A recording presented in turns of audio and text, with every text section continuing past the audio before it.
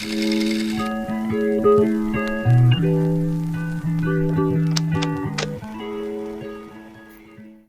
y'all, we are at the end of our The Process Before the Promise Elijah series. But before we jump into today's message, let's get caught up to where we are in Elijah's story. So Elijah's been on quite a journey. He caused the drought. God hides him by a brook. Ravens feed him breakfast and dinner. The brook then dries up. God sends him to a widow. She's obedient, and then the oil and flour never run out. Her son then dies. Elijah prays, stretches over the boy, and then God raises the boy back to life. Now, years have passed. The drought is still going on, but Elijah, he is not the same man from chapter 17. He's been tested, he's been hidden, he's learned to trust God in private before stepping into the public stage, right? So now, God's about to send him to face King Ahab again. So God says, "Go present yourself to Ahab, and I will send rain." But this isn't just about rain, it's about a showdown, a face off at Mount Carmel. Fire from heaven, false prophets get exposed, and Israel turns back to God. But Elijah didn't wake up one day with that kind of boldness. He got it from the years in the process, years that look like delays, years that look like detours. And maybe for you, the long road that you're on right now, the one that feels unnecessary and inconvenient and slow, maybe it's not punishment and maybe it's not abandonment. Maybe that detour is actually the thing that saves your life. All right. So now let's jump into let's see where we at. First Kings chapter 18, right? So let's see, I have three main points from this chapter. All right. The first point is God hid Elijah in plain sight, right?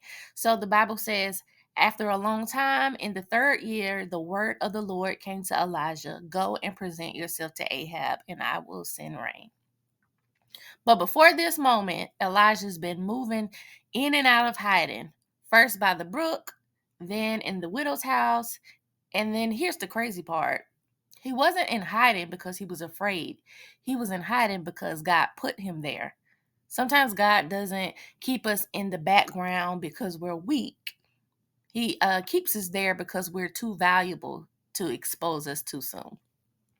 Because if Elijah had shown up to Ahab too early, he might have been killed. And then the whole Mount Carmel situation, it never would have happened.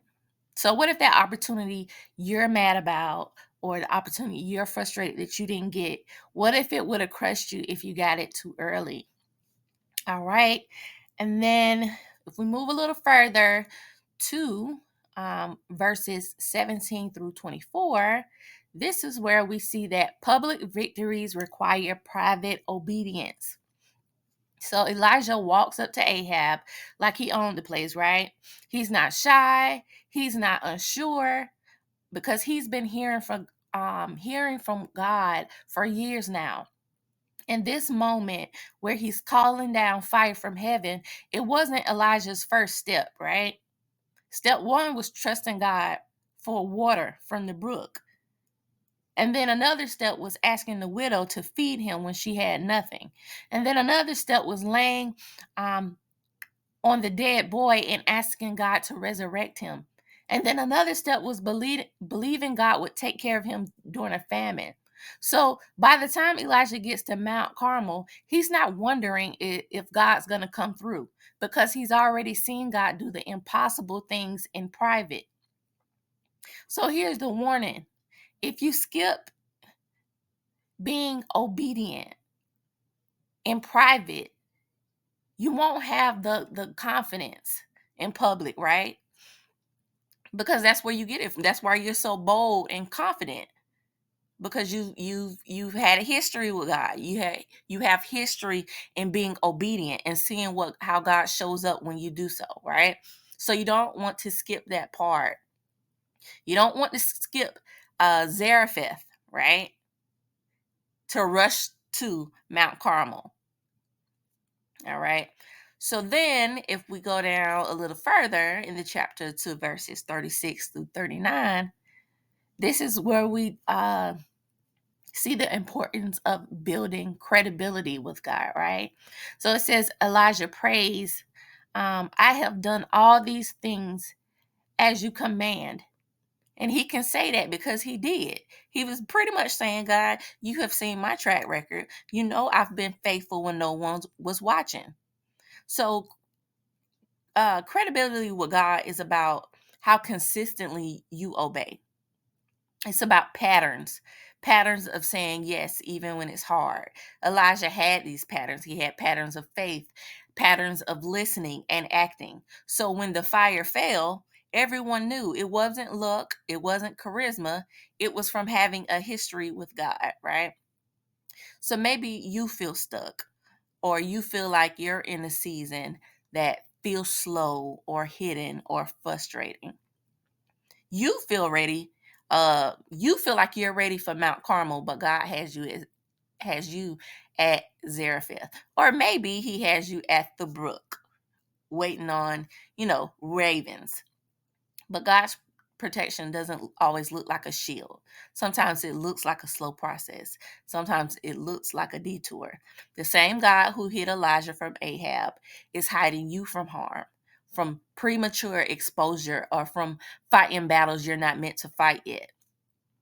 So stay faithful in the hidden place, because when the fire falls, you'll know it wasn't your talent or your strategy or your networking that got you there. It was your obedience. So don't rush God's process. You don't need to manipulate a moment or force an opportunity. Your Mount Carmel is coming. The day will come when you step into what you've been prepared for. And you won't have to wonder if you're ready, because the process will have made you ready. So stay faithful, stay obedient, stay hidden until God says go, because the same God who called Elijah is the same God who will call you. And when he does, the fire will fall. Until next time, you guys.